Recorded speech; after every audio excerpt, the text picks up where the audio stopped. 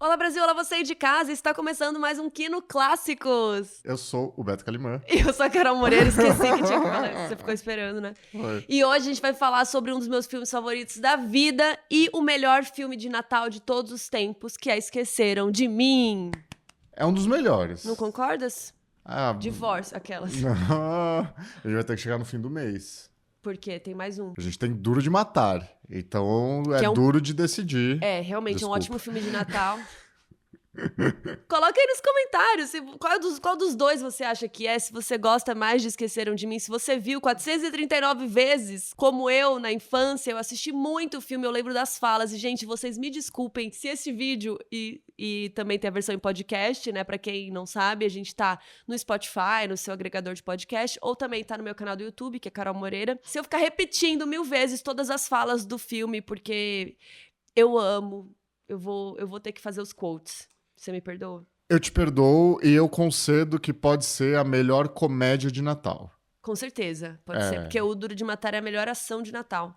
Ou Eu o amo melhor filme de ação. Natal. Eu, o Joey e o Chandler concordamos. É, eu amo também. Mas enfim. E eu quero saber de você aí de casa, se vocês ficaram com medo de ser esquecidos. Se você é millennial como a gente, muita gente pode ter ficado com medo de ser esquecido no Natal em casa, né? Se muitas crianças não ficaram assim, com certeza muitos pais Ficaram. ou deu gatilho porque esqueceu o filho dentro do carro, dentro de algum lugar, É né? verdade. Enfim. Esqueceu na escola. Eu fui já Esqueceram de Mim na escola com as freiras. Acontece. Te amo, mãe. Se você quiser assistir, tá disponível no Disney Plus, não só ele, como o 2, o 3 e o 4, a gente já vai falar mais de todos eles. E o filme saiu em dezembro de 1990, quando a gente tinha 2 anos, mas ele passou muito na sessão da tarde, em dezembro, né, na época de Natal, na Globo, né, então a gente assistia muito e ele reprisava muitas vezes, então, sei lá, todo ano a gente assistia, né, depois quando eu tava, sei lá, de 7 anos em diante, talvez, eu lembro desse filme. A gente assistindo agora, é muito louco como, assim, tem cenas que estão impressas na minha mente e acho que Eu nunca lembro vão das embora. falas. Você viu eu falando as falas? Sim, sim. Eu lembro das falas, gente. É muito uma nostalgia, é uma coisa muito. E acho que o melhor de tudo é que o filme envelheceu bem. É. Não lembro de nenhuma piada que a gente falou, uou, né? Tipo, recentemente a gente reassistiu aquele do Adam Sandler, como chama? Eu sempre esqueço. Ou como se fosse a primeira vez. Cara, esse filme hoje em dia seria totalmente cancelável, assim. O final é bonitinho, né? Que eles se apaixonam e tal, mas assim, o começo do filme é uma atrás da outra que você fala, pelo amor de Deus, quem fez esse filme? Hoje em dia não faz mais sentido. Mas Esqueceram de Mim foi salvo, ainda bem. Eu acho que eu não tinha mais revisto agora, assim, de depois dos 28 pra cá. Nós temos 35, pra quem não sabe. Então, é um filme que realmente marcou a nossa geração. Fala aí se você é millennial como a gente, porque esse filme teve um impacto cultural realmente muito grande, ele foi muito bem de bilheteria, a gente já vai contar tudo pra vocês, e também fez com que o Macaulay Culkin despontasse muito, foi depois desse filme que ele fez um monte, ele fez O Meu Primeiro Amor, que ele atua comigo, né, aquele filme que tem aquela atriz que parece comigo, eu já entrevistei ela, esqueci o nome dela. Enfim, e aí ele brilhou muito, foi um marco, né, na carreira dele. E assim, um time de peso, né? Imagina que é roteiro e produção do John Hughes, é direção do Chris Columbus, que, né, fez muito filme bem nessa temática de Jovem ou adolescente. comédia, né? Trabalha muito bem com criança, né? Ele começou Harry Potter, né? Fora o elenco, né? Tipo, cara, Joe Pesci, né? Maravilhoso, Daniel Stern também rouba a cena. John Candy, enfim. A gente vai falar mais de todos eles. É um filme que não ganhou muito ali na premiação, mas ele ganhou o povo, ele ganhou as crianças e ele ganhou o Natal. E a gente vai falar de Esqueceram de Mim.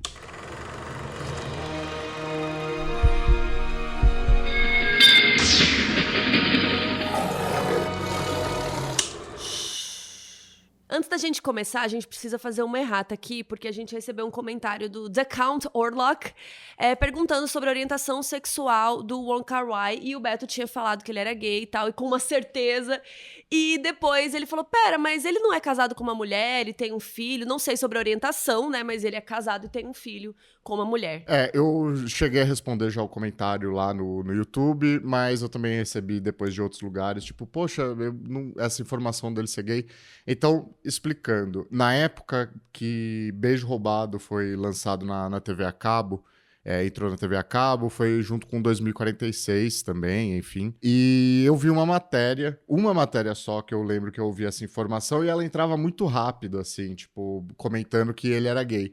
E, assim, depois desse comentário, que a gente agradece muito, porque foi de um tato também, de uma gentileza, Muito. né? Foi muito Que é assim legal. que se comenta. Mas eu me dei conta que eu só vi essa informação nessa matéria. Na internet, no máximo que falam, assim, é alguém que já tem algum rumor sobre isso, mas eu fiquei na dúvida se isso não é muito mais só porque ele fez Happy Together. Que ele fez um filme que eram personagens gays.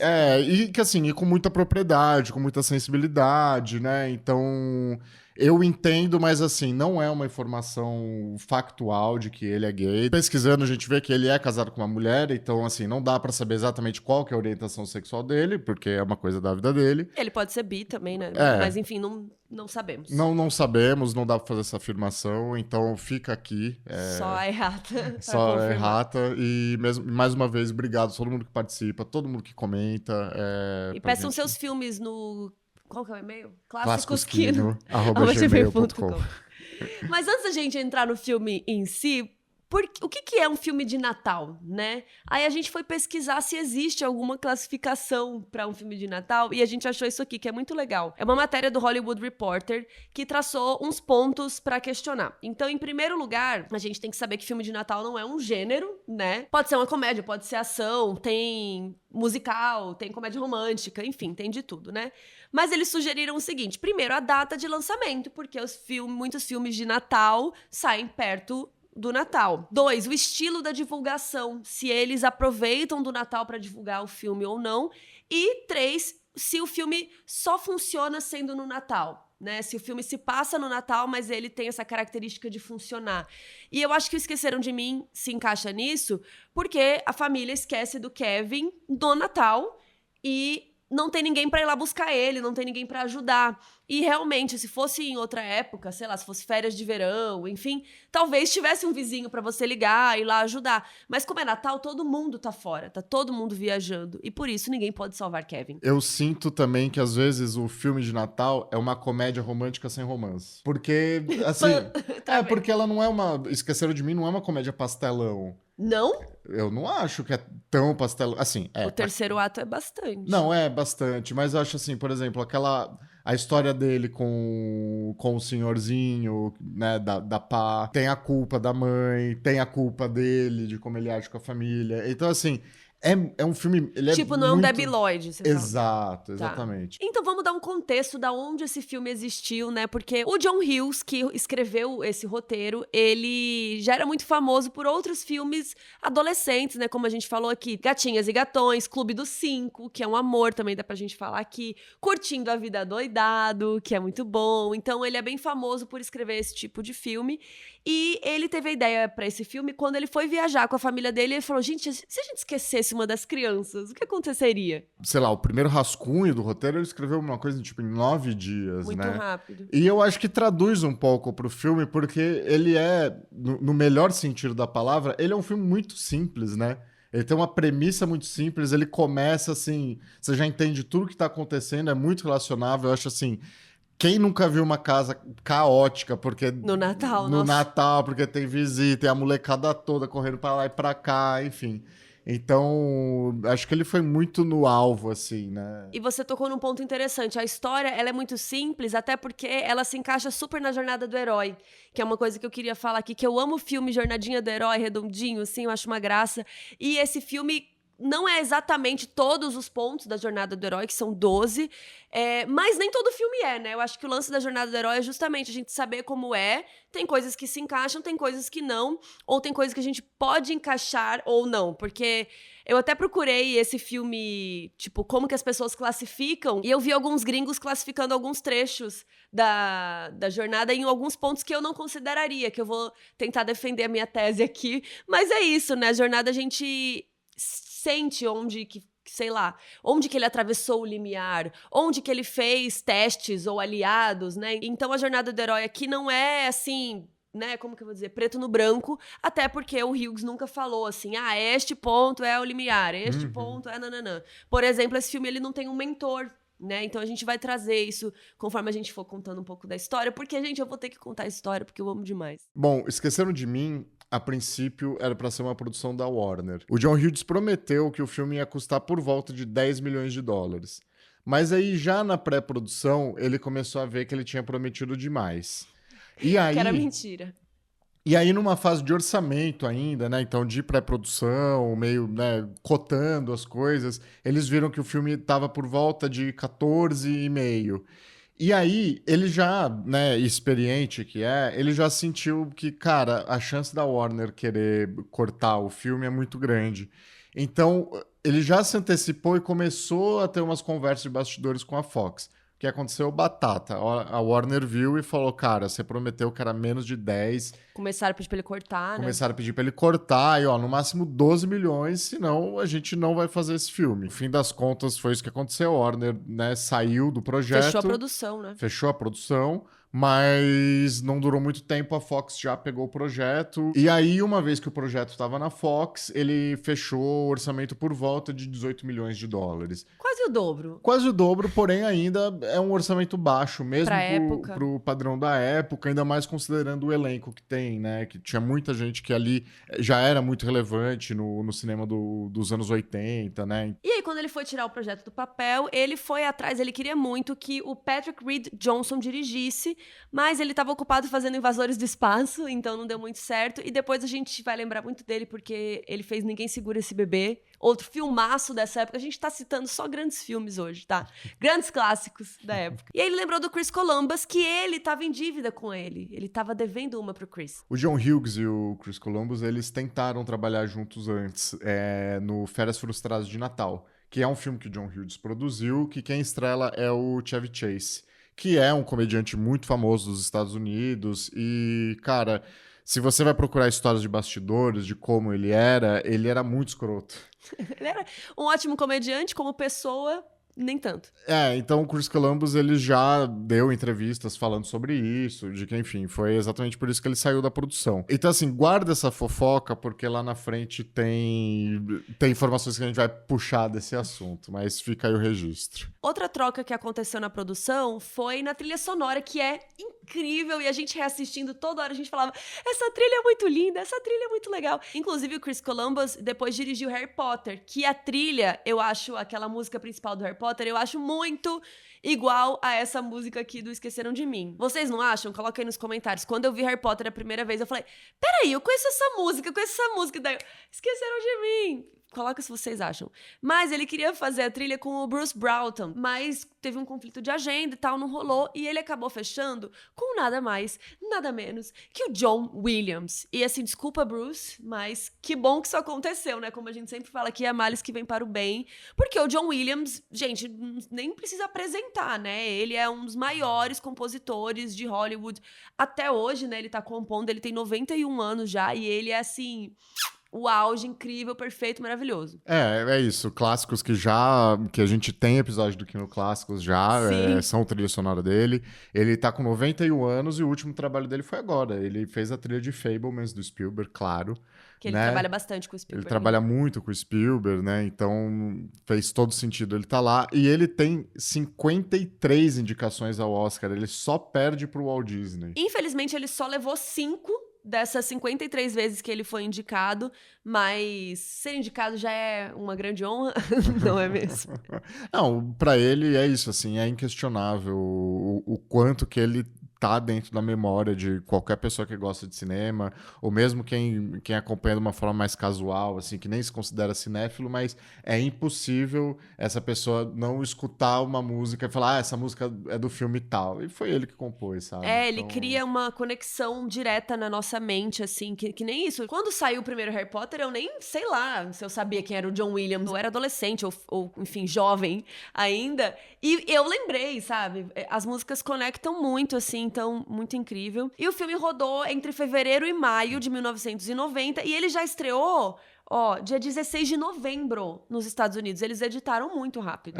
Muito rápido, assim. É isso, é um filme, mais uma vez, no melhor sentido da palavra, é um filme muito simples.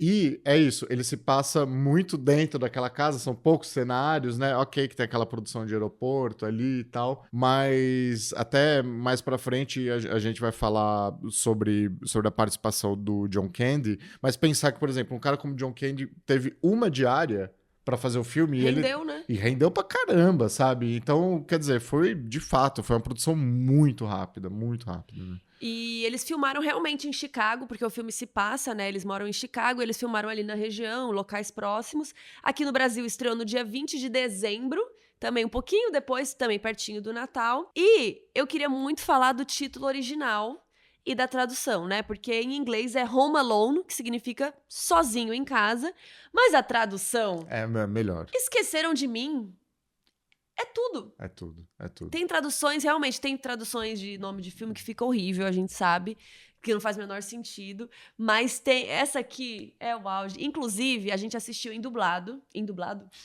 A gente assistiu ao filme dublado, que é o único jeito possível, tá? Porque eu cresci vendo esse filme dublado na Globo, então a gente até tentou colocar pra ver como era a voz deles. Eu falei, eu não consigo, Beto, desculpa. O Beto não opinou, né? Pra você podia ser em inglês. Na verdade, o que eu tava curioso, precisamente pelo Joe Pesci, por quê? Ele é um cara que, na maioria dos filmes dele, ele fala muito palavrão. E até ele chegou a dar algumas broncas no Daniel Stern por ele ter falado palavrão no set, perto do Macaulay Culkin. Então eu tava muito curioso de, tipo, como que ele... Quando ele xingava porque a careca dele tava queimando, ou porque ele tinha caído, tipo, como que é essa reação? Só que em troca também de novo, cara, assim, é uma dublagem também que é muito valiosa. É isso, eu sei todas as falas em português, sabe? Eu vou morar sozinho! Eu vou morar sozinho, sabe? É muito gostoso saber a fala, né, gente? Desculpa, não tem coisa. É uma coisa muito nostálgica. Né? Acho que perde um pouco o fator nostalgia não assistir dublado. Eu acho que, óbvio, quem vai ver a primeira vez, hoje em dia, talvez, né, prefira ver em inglês pra ver os originais, enfim. Mas eu recomendo muito, porque é o jeito que a gente assistia lá nos anos 90, né? E uma coisa que a gente descobriu pesquisando, é que o dublador do Macaulay foi o Manuel Garcia Júnior, que tinha uns 23 anos por aí, e depois ele virou um dublador super pró, né? Ele depois dublou o Schwarzenegger, que é um grande amigo meu, pessoal, né? E ele também fez a voz do Simba adulto no Rei Leão. Pois é, muitos clássicos. Outra voz famosa é do Guilherme Briggs, querido. Esse é meu amigo de verdade, conheço ele, que também dispensa apresentações. Ele faz o Superman, acho que dos mais famosos, assim. E ele fez o Merv, que é um dos ladrões, que é o Daniel Stern. E tem a Mônica Rossi, que dublou a Catherine O'Hara. E você sabe quem ela dublava? A Priscila, da TV Colosso, que a gente amava também, que é da nossa época. Desculpa se você é Gen Z, você não vai saber. Então, bora falar da sinopse. A melhor parte. Só que, gente, desculpa, eu vou me estender um pouco na sinopse. Eu não vou conseguir fazer um resumo. Então, vamos do começo, né? O Kevin McAllister é um menininho de 8 anos e toda a família dele tá ali na casa, aquela confusão. Gente, eu lembro muito que na casa da minha avó era se é primo, é gente, é tia, é não sei o que. Fala, ai, tá magra, tá gorda, ai, não sei o que. Reclamando comida. Tira do forno, você põe no forno, alguém vai lá e tira o negócio. É uma confusão. E a família McAllister tá se preparando pra ir pra Paris, porque o irmão do Peter, o Peter é o pai do Kevin, né? O irmão dele tá morando em Paris e parece que ele largou as crianças nos Estados Unidos, mas ele quer que todo mundo vá lá visitar ele no Natal, porque ele deve estar se sentindo sozinho. Isso depois a mãe do Kevin explica pro policial que está ali na casa, que tem um policial com um dente de ouro ali, que na verdade é um bandido, a gente vai falar mais deles, mas ele tá ali espiando e falando que tá ali pra cuidar, porque a vizinhança vai ficar vazia, né? Ele quer saber as informações deles, se eles têm alarme. Tudo mentira, tá? E aí tá aquela grande confusão. Em algum momento, o Kevin, ele vai lá no quarto do irmão mais velho dele, que é o Buzz, e ele vai pedir se ele pode dormir com ele, porque a princípio é pra ele dormir com o primo dele, e o primo dele tem fama de mijar na cama. Que é o Fuller, e em português ficou Folha. Eu amei, porque fica, né, a dublagem fica legal, né? Fuller, Folha, funciona. E o primo dele, simplesmente, é irmão do Macaulay. Então, o Kieran Culkin interpreta o primo dele. Que eles falam que se ele bebe muita água, ele faz xixi na cama. E cara, o melhor de tudo é que todas as cenas que você vê o Folha, ele está tomando um refri, ele tá tipo... E aí ele olha assim, super feliz da vida. A cara dele é maravilhosa. Não, isso foi uma coisa nova pra mim, assistindo Esqueceram de Mim, né? Depois de assistir 4 temporadas de Succession, e você vê assim, cara, de fato... É o Roman Roy. O que água que essa família bebeu, né? Porque, cara... Talento. Cara, todas as cenas, ele não aparece tanto, mas ele brilha só com o olhar. Ele nem fala, e ele é super brilha. pequeninico, Ele né? é muito minúsculo, imagina, Sim, né? gente, temos um ator de Succession aqui, que é irmão do Macaulay, que fazia no filme, ele faz primo, né? E o Macaulay não quer, o Kevin não quer dormir com ele na cama, né? Pra não tomar um xixi. Só que aí o Buzz conta uma história assustadora pra ele. Eles vão na janela e aí tá passando um senhor que ele é responsável por recolher a neve da rua, né, para não deixar acumular, uma coisa muito comum nos Estados Unidos. E o Buzz começa a contar uma história de que ele assassinou a família dele com aquela pá. E ele é conhecido como assassino da pá de neve. E ele matou... E eu amo que o Buzz acrescenta isso, que ele matou toda a família dele e os vizinhos. Porque eles são vizinhos dele, pro Kevin ficar com medo, né? Sim, e quem nunca teve aquele primo mais velho, o irmão mais velho, que contava uma história pra te deixar com medo, né? Eu, por exemplo, tinha muito medo de ETs, porque eu tenho um primo mais velho, Fernando, que até estava em São Paulo recentemente, que trouxe Ele te aterrorizava? Ele aterrorizava demais, enfim. E o que rola é que tá todo mundo falando como o Kevin é um lixo, sabe? Tá todo mundo falando que ele é errado. E aí a irmã dele fala que ele é um idiota, porque ele não sabe arrumar a mala. E aí eu amo que eles estão indo pra Paris, né? Daí ela fala em francês, eles vão te chamar de les incompetents. Que eu nem sei se é real, mas é maravilhoso. E ele tá se sentindo muito triste, né? Porque tá tudo dando errado. A família dele tá, tipo, né? Tá todo mundo enchendo o saco dele. Ele vai dormir com o folha, vai tomar xixi. E ainda rola a treta da pizza, né? Essas primeiras cenas já servem pra gente ir criando a simpatia com o Kevin, de ser irmão menor e tal. E aí vai chegando no estágio que isso vai escalando ao ponto que o Buzz faz um bullying com ele, porque aparentemente o Kevin ama pizza, mas ele ama só de mussarela. Ele não come as outras e tal. E o Buzz começa a encher o saco dele. Fala, não, você não tem, ó, já acabou, você se ferrou. Ele fala que já comeu, que ele vai vomitar ainda. E aí nessa o Kevin fica muito chateado e meio que bate nele, e aí derruba um monte de coisa, derruba refrigerante em cima dos passaportes, vira uma confusão. E reassistindo, a gente reparou num detalhe, né? Nessa hora, o pai, o Peter, ele deixa o refrigerante cair em cima do passaporte. E aí a gente vê, num plano geral, ele jogando um lixo com o passaporte. O lixo, tipo, sujeira da mesa. Ele cata o passaporte. Ele cata o passaporte junto e joga. No corte pro insert, pro plano detalhe, é a passagem que tá lá, né? Tipo, o passaporte voltou, tipo, é um erro de continuidade. É um erro de continuidade, mas eu vejo que aquela intenção... Isso nem é tão explorado depois na sequência, mas eu vejo que ali seria a justificativa pro fato deles não notarem que o Kevin não tava com eles, Porque né? a passagem do Kevin caiu no lixo, que aparece assim, American Airlines, a gente vai colocar um insert aqui também, que então dá a entender que na hora deles contarem ali, porque tinha alguém que tava com todas as passagens, provavelmente a dele ficou ali no lixo e por isso... Então, por isso ninguém teria visto. Kevin, e aí, cadê o Kevin? Então, ninguém percebeu. Então seria uma coisa pra justificar. Eu fui reparar isso antes da gente gravar, né? Que a gente tava checando algumas cenas do filme.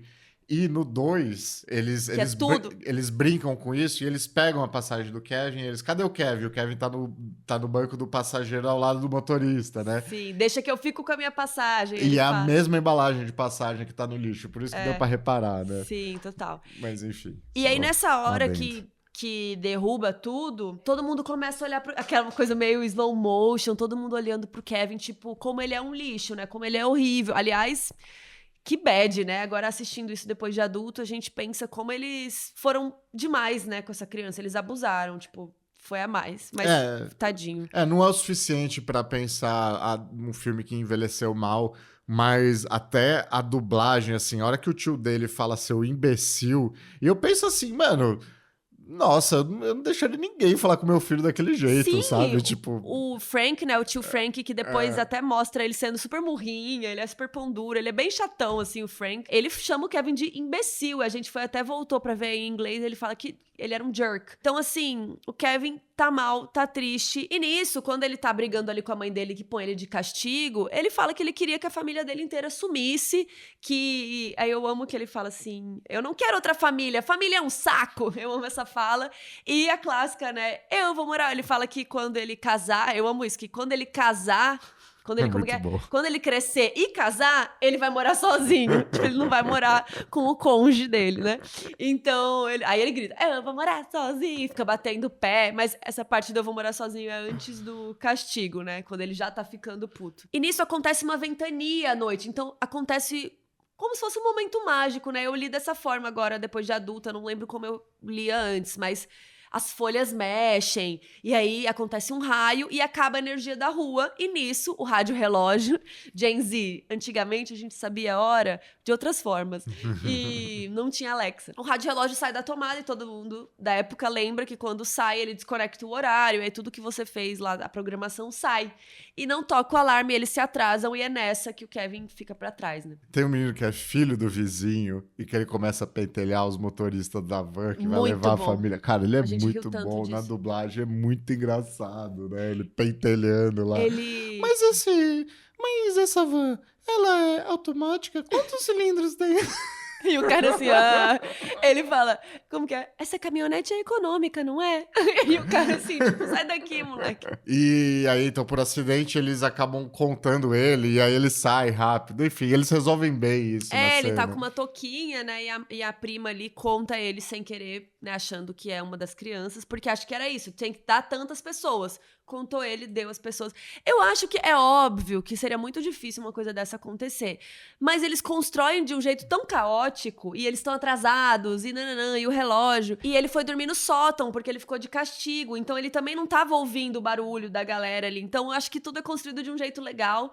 Eu fui convencida, eu achei que passa. E aí a gente tem todo mundo no aeroporto, correria, E aí só no avião que a mãe dele fala alguma coisa assim, nossa, será que eu tô esquecendo alguma coisa? Aí o pai, não tá esquecendo nada. Aí corta pro Kevin, acordando todo descabelado, tão bonitinho, todo assim. Muito bom. O que aconteceu, né? E até saiu essa semana, acho que no Instagram, falando que a mãe do Kevin tinha 36 anos. A gente tem 35. Que trabalho eles têm, né? Que eles são super ricos, né? Pra ter 5 filhos, aquela casa, ir pra Paris, apesar do tio tá pagando, né? É tudo caro. Isso é uma discussão clássica, que é o que raios faz Peter McAllister pra pagar os boletos, né? Porque, de fato, é uma casa gigante, é muito filho, enfim. E, cara, eu me deparei com uma teoria do Reddit que é genial. Antes de tudo, foram 2 caras que começaram a fazer essa investigação. Um deles, ele foi pelo caminho mais básico. Ele foi pensando assim, das casas que tem nesse bairro de Chicago, as coisas que eles tinham, as roupas, né, os objetos que eles tinham.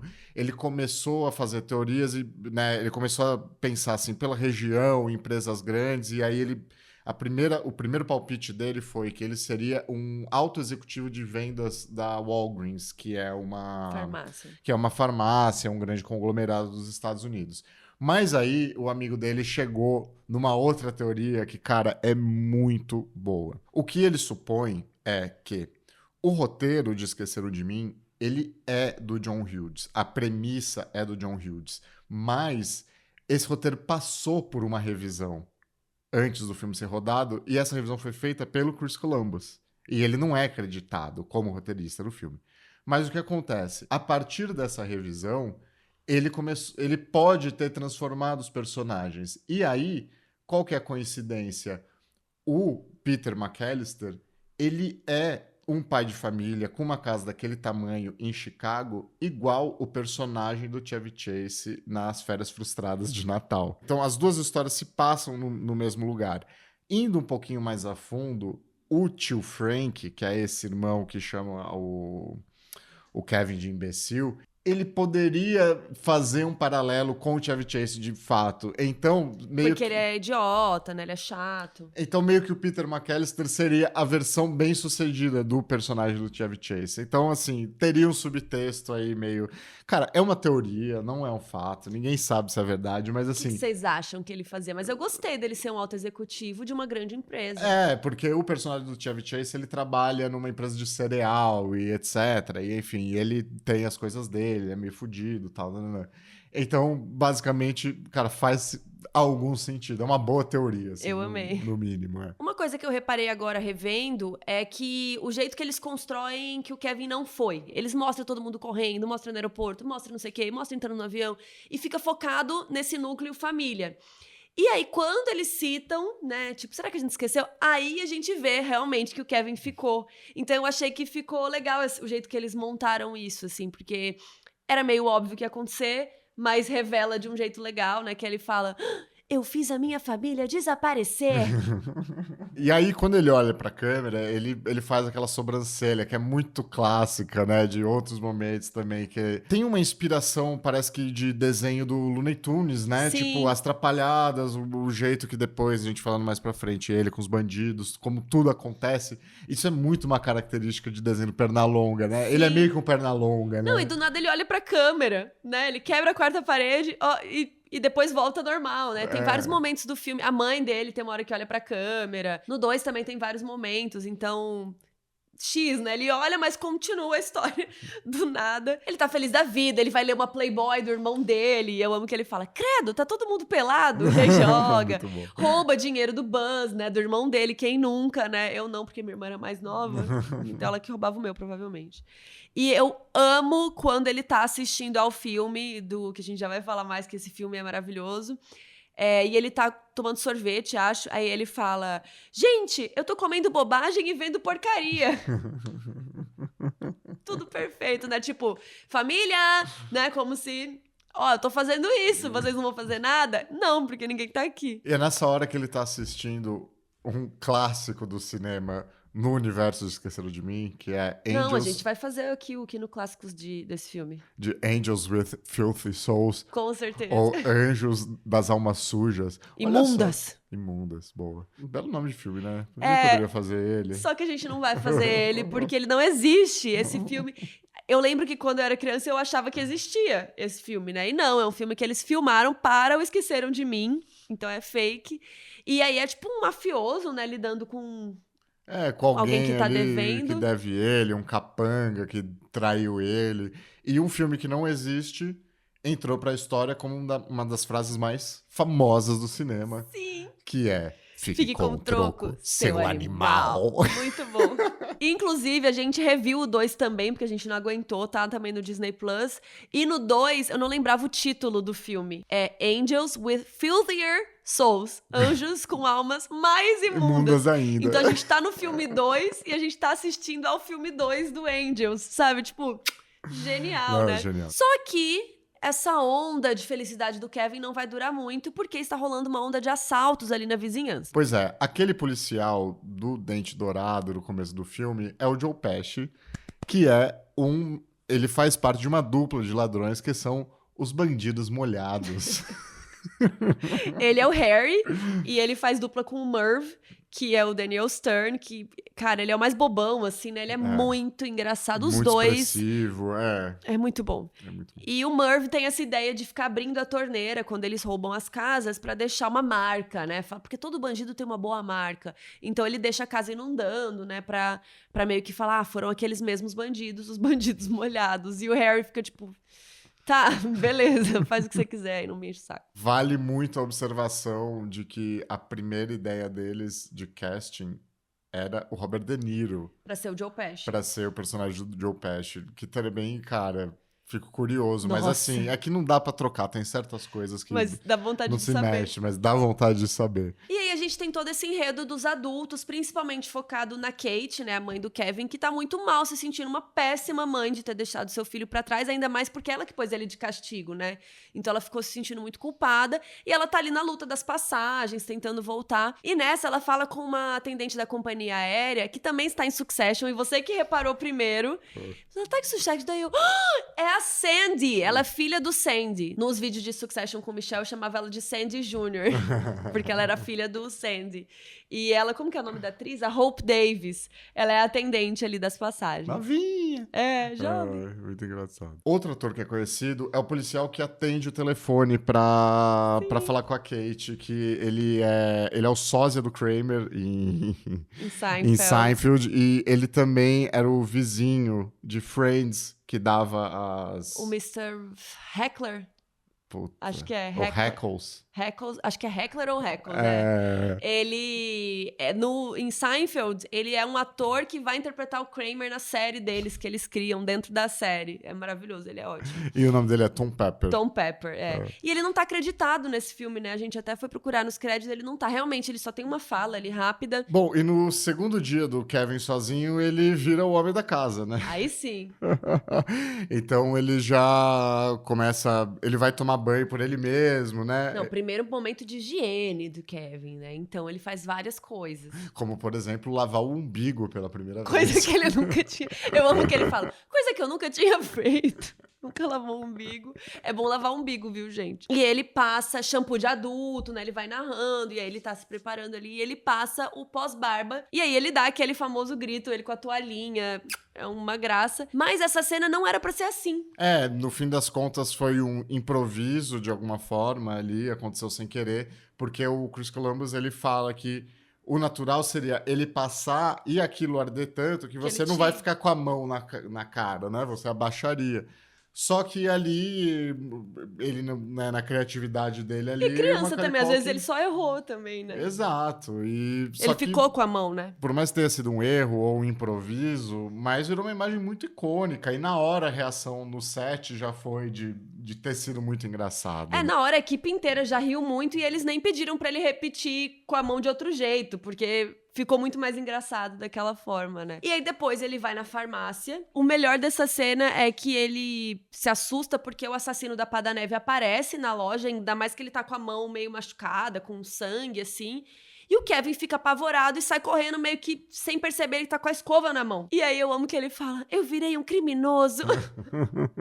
E aí se anuncia a carreira de um grande criminoso, que começa roubando uma escova de dente pra depois estar cometendo fraude no cartão de crédito no segundo filme. Mas enfim. E aí ele tem o primeiro encontro com os bandidos molhados. Eles estão dentro de uma van e o Joe Pesci esquece dele. Só que ele reconhece o Joe Pesci por conta do dente, que já tinha chamado de ouro. A atenção. E aí é nessa noite que ele dá uma festa de arromba na casa dele, que é uma festa fake, cujo melhor convidado é o Michael Jordan. Não, cara, é sobre imagens que ficam gravadas. Sempre. Eu acho que tá impresso no cérebro da população do mundo aquela cena de fora, né? Eles, mas como assim? E aí corta o Michael Jordan, passa. No trenzinho, cara, né? é muito bom, muito bom. E eu não esqueço dele com o bracinho, né? Porque ele tá puxando as cordas e tá tocando Rocking Around the Christmas Tree. E aí ele tá lá se divertindo pra caramba, né? O Macaulay é muito bom. Com o pé pra cima, assim. Ele é maravilhoso. E eu acho que nessa parte da jornada do herói, a gente pode começar a entender quem são seus inimigos, né? Porque na jornada tem que você percebe quem são os inimigos e os aliados.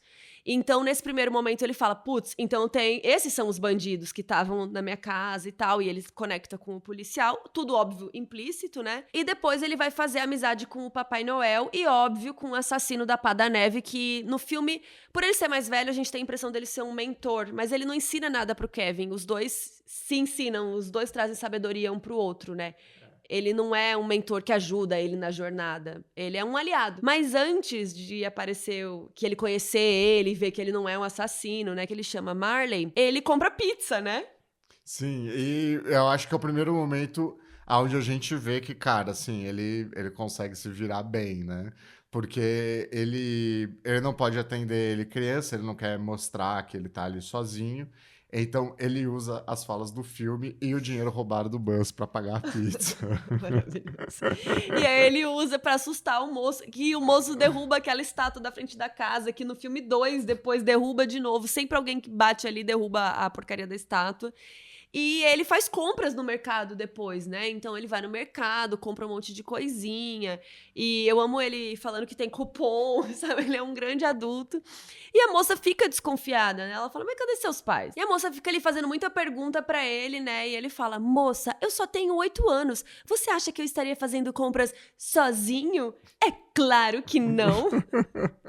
Amo! Acho que tem uma questão, pelo menos pra mim teve, Esqueceram de Mim, que é meio que criar esse senso de independência na criança, né? E também tem algumas coisas em Esqueceram de Mim que é muito sobre não julgar os livros pela capa, né? Então o Kevin, ele é julgado porque ele é muito pequeno, o policial passa batido que na verdade ele é um ladrão, o assassino da Pá de Neve, na verdade, né, é um senhorzinho muito bonzinho, então o 2 também tem essas questões, né? A senhorinha da pomba, né? E eu acho que, então, é nisso que eu acho que Esqueceram de Mim acaba sendo um filme de Natal. Sabe? Porque os filmes de Natal, eles têm uma história do folclore americano, do espírito de Natal, né? Tem muitas histórias que são sobre isso, né? Você se comportou esse ano, você não se comportou, sabe? Então... Ele fala pro Marley, né? Ai, na verdade, não. Não me comportei. Pois é, então acho que tem isso, né? Tem esse aspecto, né? Em vários momentos do filme tem essa moralzinha, né? Ele beija a fotinha, né? Ele percebe que ele tava errado. Então já tem ele ali meio arrependido, né? Dele ter desejado que a família dele sumisse. Então é super bonitinho. Ele fala com o Papai Noel. Aí ele vai na igreja e conhece o Marley, né? Como a gente já comentou. E descobre que ele é um cara super querido. Ele tem esse medo dele, mas ele supera esse medo porque ele tá sozinho. Eu acho que é aí que ele fala assim, não vou acreditar, né, nisso que meu irmão contou, e ele dá uma chance, né? É muito linda essa cena. E é legal porque o Marley conta da família dele, que ele tem um filho, que ele não conversa, e o Kevin dá umas ideias, né, dá umas dicas, então... Por isso que eu acho que ele não é um mentor, né? Porque eles trocam muito ali. É mais um aliado, um amigo, do que um mentor que guia ele na jornada, né? Não é o caso. Mas tá dando o horário dos bandidos. Então ele precisa voltar pra casa pra arrumar, porque ele tem um plano. E aí ele coloca assim, né? Plano de batalha. E aí o filme entra no terceiro ato, que é, né, a grande provação do Kevin, que na jornada do herói seria isso. E ele tem que provar que ele consegue ser o homem da casa e defender a casa. Gente, a gente chapou de rir tanto. Eu amo tanto o ferro que bate na cara do Marv, porque ele fica o resto do filme com aquele marca de ferro na cara. E cada vez mais eles vão se emputecendo mais e mais e mais e mais. É o centro desse filme, claro, né? Foi o filme que alçou o Macaulay Culkin pra estrela infantil que ele foi, né? Mas não dá, o filme são os três, né, cara? É isso, a entrega do Daniel Stern e do Joe Pesci, assim, eles levam a sério a comédia que eles têm que fazer, né, cara? Eles estão muito putos. Eles estão muito putos, eles estão muito bem. Tipo, mano, a frustração deles, assim, cara, é muito bom. Porque é óbvio que é uma comédia muito física, mas eles... É isso, né? Quando bate a pena na cara dele, ele... Sabe? Tipo, eles entregam tudo. É muito bom, é muito bom. E o ator que faz o Marv, o Daniel Stern, tem a cena da aranha, né? Que coloca a tarântula do Buzz na cara dele. E é uma aranha de verdade. Eles até iam fazer com uma aranha fake, filmar de outro jeito, mas ele topou fazer com a aranha na cara dele. Gente, eu jamais, não importa o salário, eu não ia conseguir. Quem tem fobia de aranha... Você faria? 1 milhão. Gente, eu não consigo. Coloca aí se vocês fariam a cena, nossa. Só que ele não podia gritar de verdade, porque era uma aranha de verdade. Vai que assusta a aranha, enfim, sei lá, ela faz alguma coisa. Claro que ela era uma aranha treinada, atriz. Muito atriz essa aranha. Mas ele não podia gritar, eles tiveram que dublar depois o grito dele, né? Só que é isso, assim, só o olhar do Daniel Stern, né, é muito bom, assim, em todos os momentos, mas é isso, a hora que ele tá virado, né, que ele tá deitado no chão, com aquele olhão arregalado, que é icônico também, né? É maravilhoso. E a parte que ele pisa nas bolas de Natal e tal, que é tipo como se fossem uns vidros, né, uns cacos de vidro, na verdade não foi, né? Ainda bem, eu esperava que sim. Eram tipo uns docinhos, era uma coisa mais molinha, mas quando eles colocam o barulho na edição, né, aí fica muito bom, né? É muito...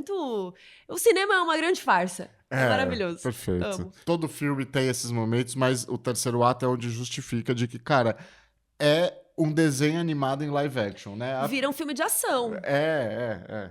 E é isso, assim, os tombos você pensa, pô, se fosse verdade, a pessoa morria, sabe? Né? Total, eles caem de cara no chão, levanta. Exato. E aí o Kevin foge pra casa da árvore, né, que aquela casa foi construída pro filme, depois eles acabaram tirando, né, porque essa casa existe de verdade lá em Chicago, a gente vai até dar o endereço pra vocês daqui a pouco. E aí a gente tem a recompensa desse herói, né, que os bandidos são presos, ele é salvo, e tudo fica bem. E aí, no finalzinho, a gente tem essa coisa da volta pra casa, pro Elixir, porque ele volta pra casa metaforicamente, quando a família dele volta ao normal, todo mundo volta de Paris. E eu fiquei muito chateada, porque a mãe dele passou uma viagem inteira de ônibus, nananã, só se ferrando, e o pai chega 2 segundos depois. Ela entra na porta, abraça o Kevin, e aí o cara chega. Eu ia ficar muito puta. E o anjo da guarda que ajuda a mãe do Kevin a voltar é o John Candy. Na verdade, é o Gus Polinski, que ele é o líder de uma banda de polka.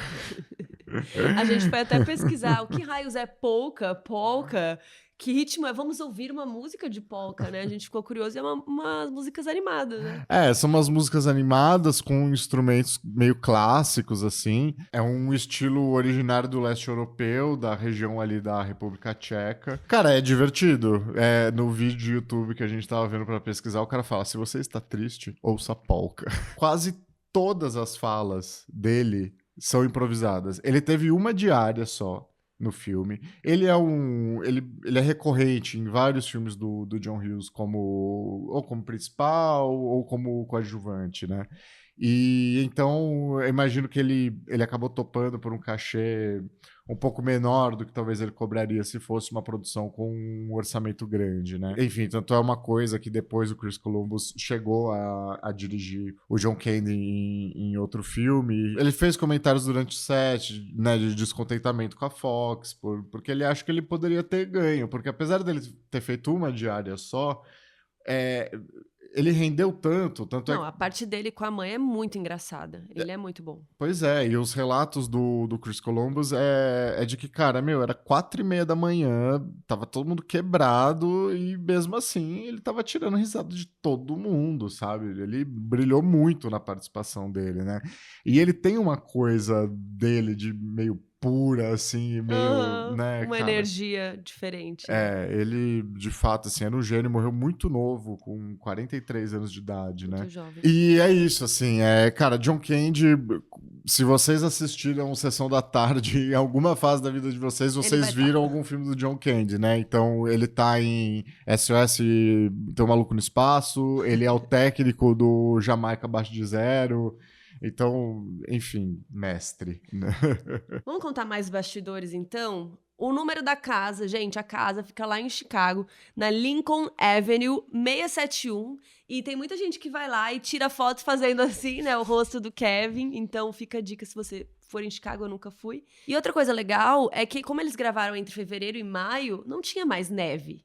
Ou seja, a maioria daquela neve é fake. Então, no chão tinha neve falsa e a neve caindo, assim, era flocos de batata.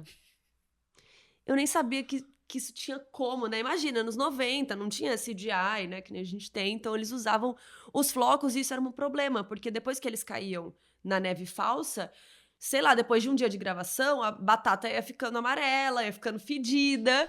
Então, gente, pensa, né? A gente assistindo ao filme nem sonha que eles estão passando por isso. Sei lá, que tá fedido, tem que trocar as batatas. Não, e não imagina que tudo aquilo não é neve, Nossa, né? nunca. Nunca. Foi uma produção com baixo orçamento, foi uma produção que conseguiu rodar rápido, foi uma produção que conseguiu montar rápido. Pô, não teve nenhum problema? Teve. Cara, o elenco infantil, ele trabalha, é normal, já na época era, até hoje, que são menos horas, né, que o elenco infantil pode trabalhar. E o filme tinha muita cena noturna. Então, ao ponto de que, por exemplo, tinha cena que não era uma Macaulay Culkin no contracampo, era uma bola de tênis que ajuda na linha do olhar, porque é isso, assim, gravava com ele, cara, ele não tava mais lá, a gente tinha que gravar o contracampo com alguém. Porque aquela época até que não escurece tão cedo, né, em fevereiro ali, março, mas o menino não podia estar lá depois das 10, então o que a gente vai fazer? Então eles tentavam matar muita cena com ele primeiro, e aí isso da bola de tênis é engraçado, né, porque aí tem lá a atriz falando com o filho, chorando, e ela tá chorando por uma bola de tênis, porque ele tava dormindo já, porque é a folga da criança, né? Ele precisa descansar. Então isso deu muito problema ali de cronograma, não problema, né? Acho que desafio para a produção conseguir levar melhor o set, como fazer pra gravar sem o menino, ou até que horas ele podia gravar. Então, isso deu um pouco de trabalho. Uma curiosidade também, em algum momento, o Kevin, ele descobre a foto da namorada do Buzz. Quando ele tá fuçando no baú dele. Aquela hora que ele acha Playboy, etc, tal. E ele faz o comentário, nossa, que menina feia. E, cara, tiveram muito tato, porque essa foto, na verdade, é de um menino fantasiado de menina, né? Sim, era o filho do diretor de arte, que eles botaram uma peruca, um vestido lá, uma roupa de frufru no menino, porque a equipe achou que ia ser muito feio, né, zoar uma menina daquela forma, e, né, o filme depois bomba, e aí a menina tá lá na escola sendo chamada de feia. É chato, realmente, né? Então, achei de bom tato. Espero que o menino não tenha sido muito zoado, porque ficou ótimo. Logo quando a produção começou a rodar, o Joe Pesci, né, teve uma ideia bem de ator de método, que ele não queria conviver muito com o Macaulay Culkin. Ele se manteve propositalmente distante pro Macaulay Culkin Nos bastidores, né? Isso. Pro Macaulay Culkin ter medo dele, né? Porque pensa, hora do almoço, toda a equipe senta junta, vai rir, vai conversar, né, fazer piada. E ele não queria. Porque se ele fosse um cara super simpático, super engraçado, um tiozão, gente boa, não adianta. Como que a criança vai fingir que tem medo dele depois, né? Ele prezou pela atuação do Macaulay, né? Tipo, sabendo que ele era um menino, a iniciante ali na atuação. Não era iniciante, que ele já tinha trabalhado, mas... Enfim, acho que foi legal realmente pra dar esse senso de mais medo no Macaulay, e realmente funcionou. Inclusive tem aquela cena que eles penduram o Kevin na parede e ele tava tão ali no personagem, o Joe Pesci, que mordeu o dedo do Kevin, do Macaulay de verdade, e diz que ele tem a cicatriz no dedo até hoje, que ele mordeu um pouco forte demais. Mas a fofoca mais aleatória desse filme que eu não sabia... Você sabia dessa história? Não, descobri no roteiro. Mas, gente, tem uma teoria que o Elvis Presley, que tinha morrido em 77, até fui conferir aqui, aparece numa cena. Tem gente que acredita que ele aparece na cena que a mãe do Kevin tá brigando lá no aeroporto. Tem uma mulher atrás dela e depois um homem barbudo, e tem gente que acredita que é o Elvis. Você acha que o Elvis não morreu? Eu acho que sim, né? Acho que foi, Talvez né? ele morreu depois, né, do filme. Desse filme? 90. Vai saber. Falou que ele morreu na Argentina, né? Tem isso? Tem essa história. Que o Elvis foi pra Argentina depois. Não sabia. Pois é, menina. Não sei se tá no filme no Priscila da Sofia Coppola. Vamos ver se tá. Mas eu queria te perguntar o que você sentiu revendo o filme, só pra gente fechar esse momento nostalgia. Tipo, eu ri igual, eu me diverti igual, eu lembrava as falas, porque fazia muitos anos que eu não via. Óbvio que às vezes não lembrava a fala exata, né? Mas foi muito gostoso. E ver com você foi muito legal, porque a gente ama mesmo. Sim. E a gente ria igual besta. A gente ficava, olha lá, o cabelo dele, sei lá, grudou, kkk, grudou. Gente, foi muito maravilhoso, gostoso e ridículo. Eu amei. Era um dos meus filmes preferidos da infância, Com assim. certeza. Então, é isso. É um filme que eu vi muitas vezes. Eu vi Esqueceram de Mim 2 a primeira vez no cinema com a minha mãe, eu lembro. Então... e pra mim os dois são um pouco uma coisa só, sabe? Então... Não, a gente não conseguiu ver só um. O 2 tá no Disney Plus e ele oferece embaixo, assim, quando acaba o filme. Aí o Beto olhou pro lado, eu pá! Foi. Eu coloquei, aí o Beto, você viu que o 2 tá começando? Aí eu falei, vi, que coisa. E quando a gente viu, a gente assistiu ao filme inteiro, né? A gente cancelou, sei lá, não sei o que a gente ia fazer, mas a gente falou, deixa, daqui a pouco a gente faz. Vamos ver tava o filme. nublado. Pega mais um enfim. café, vamos ver o filme. Foi bem E isso. foi muito gostoso. Inclusive, antes da gente falar do 2, vou falar da bilheteria, porque o filme foi, né, lançou tudo, não foi, assim, super indicado nas premiações, mas teve 2 indicações ao Globo de Ouro de melhor filme de comédia e melhor ator de comédia para Macaulay Culkin, com 10 anos. Ele não levou, mas, cara, eu não lembrava que ele tinha sido indicado ao Globo. Chocada. Eu não tinha ideia dessa informação. E é isso, assim, ele é um filme que ele nem foi feito pra isso, eu acho, né? Não era nem ambição ali deles. Mas eu acho que o Oscar nessa época também não era tão Oscar bait, que nem hoje em dia, né? Talvez. Mas, realmente, é um filme, né, totalmente de comédia, que a gente sabe que o Oscar não costuma valorizar. E vocês sabiam que o filme arrecadou cerca de $500 milhão, igual em Succession, a gente só fala em bilhões, custou 18 milhões. É surreal. Lucrou muito. Isso colocou Esqueceram de Mim no pódio das maiores bilheterias, sendo o primeiro ET, o extraterrestre, que um dia a gente vai ter que fazer aqui, que eu amo demais.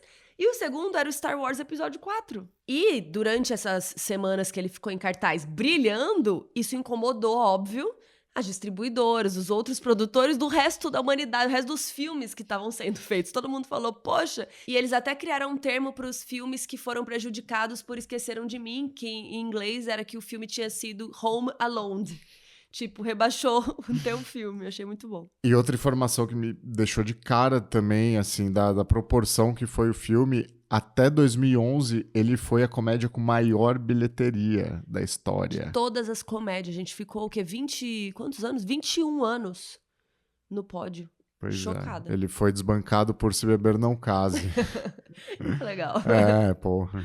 Inclusive, ó, se a gente afunilar para filme de Natal, o recorde ficou por 28 anos, até 2018, por um filme que eu odeio, não gosto, que é Grinch. Mas foi isso, o filme bombou tanto que óbvio que fizeram o 2, e pra mim, o 2 tem o mesmo nível do 1, parece que é realmente filmado em seguida, assim, é uma continuação perfeita, e o filme acaba usando a mesma fórmula exata, inclusive no filme 2 tem, né, o Feel the Earth Souls, tem a senhora da pracinha, né, com as pombas, que ele tem preconceito, que ele tem medo dela, e depois ele faz uma amizade com ela. Então, basicamente a mesma historinha, só que eu achei muito legal, porque eu não lembrava como que era a trama pra ele ser esquecido de uma viagem, né? Porque agora ele não é esquecido na casa dele. Ele vai pra uma cidade, a família dele está indo pra Miami e ele vai parar em Nova York. Eu tava curiosa pra relembrar como isso tinha sido feito. Sim, e porque eles mesmo brincam, né? Tipo, pô, você não vai esquecer de novo do mesmo jeito, né? Então ele já tá lá, é muito bom, você compra o jeito que é feito, né? Agora, ele sozinho em Nova York dando rolê, comendo pizza, a cena que o cara tá servindo sorvete pra ele, um monte de sorvete no Plaza, que ele tinha visto o Plaza na propaganda da TV, então ele resolve ir pro Plaza, porque ele está com o cartão de crédito do pai dele, e o cara tá metendo sorvete pra ele fala, 2 bolas, senhor? Aí ele, 3, eu não vou dirigir hoje, pode pôr 3. Ai, eu amo ele. O John Hughes até então, né, antes de Esqueceram de Mim, as histórias dele eu acho que cercavam muito nos anos 80 esse universo adolescente, o amadurecimento por uma outra forma. O que eu acho legal de Esqueceram de Mim, e porque ele entra nos anos 90 e o Kevin, por exemplo, no 2, ele tá lidando com esse gravador. Eu acho que é ele um pouco olhando para os filhos e falando, sabe, e tipo, vendo o potencial que essa geração tinha, né? Enfim, e acreditando isso, que as crianças eram outras e que elas fazem a gente de trouxa, elas estão muito na frente, elas são muito inteligentes, espertas, né? E é isso, eu acho que ele se esforça em compreender a mente da criança, né? E acho que somou ali com o Chris Columbus também, que tem muito talento de lidar com, né, com um elenco infantil. Eles fizeram o filme com 20 milhões, o filme 2, e ele gerou 356 milhões de bilheteria. Então, lucrou, mas não foi igual ao primeiro, que realmente explodiu muito. E depois vieram outros filmes, o 3, o 4 e o 5, que também tá no Disney Plus, com outro ator, né, que ele é um menininho, chama Alex, e foi interpretado por um ator chamado Alex D. Linz, que até trabalhou, assim, mais depois, mas ele não teve um grande destaque, assim. Ele tá em outro filme que também é muito bom, que ele é o filho do Jim Carrey do Mentiroso. Ah, é? É ele. Não lembrava. Então, cara, ele é bom também, ele é engraçado, mas é que Esqueceram de Mim 3, assim, já é aquela... E o 3 foca muito barra. no momento com os bandidos, né? Na briga com os bandidos. Foca mais nisso. Sendo que os outros 2 primeiros, isso é só o terceiro ato, é só o final do filme. Tem toda uma construção antes pra gente chegar empolgado pra aquele momento, né? Mesmo no 2, que você sabe que tá construindo pra isso, que você já viu a fórmula é igual, ainda funciona. E como se não bastasse, ainda fizeram um remake em 2021, que chama Esqueceram de Mim, Lar do Oscilar, que saiu logo que o Disney Plus foi lançado também, mas enfim, não parece nem ruim, não chegamos a ver, né? Mas não teve também um grande barulho.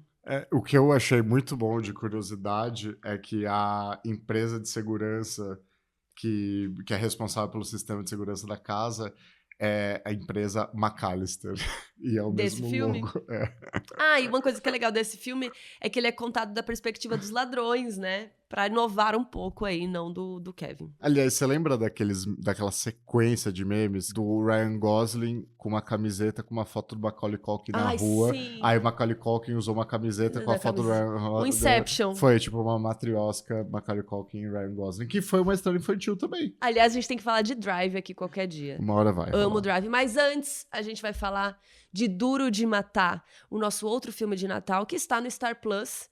Então, daqui 15 dias a gente volta. Coloca aí nos comentários, então, se você gostou desse episódio, que ficou enorme. Desculpa, nossa editora Nath, a gente te ama. E sinto dizer, Nath, que o próximo também vai ser grande, porque a gente ama esse filme. Então, até lá. Tchau.